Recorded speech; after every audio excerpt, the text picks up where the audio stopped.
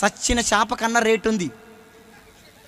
లేదా 150, 200 సచ్చిన రొయ్య కన్నా, లేదా ఎండిన చేపకు రేటు, సచ్చిన చేపకు రేటు, సచ్చిన రొయ్యకు రేటు. నువ్వు చచ్చేవాడన్నా కొంటాడా? 5 రూపాయలకు కొంటాడా? 10 రూపాయలకు కొంటాడా? ఉత్తగా తీసుకపో. ఒక్క మాటతో చెప్పాలంటే నువ్వు చచ్చినా నేను చచ్చినా, చచ్చినాక దున్నపోతు తోలన్న దేనికన్నా పనిచేస్తుంది. చేయదా? దున్నపోతు తోలన్నా చెప్పరే. నీ తోలు నా తోలు, నీ తోలు నా తోలు. నువ్వు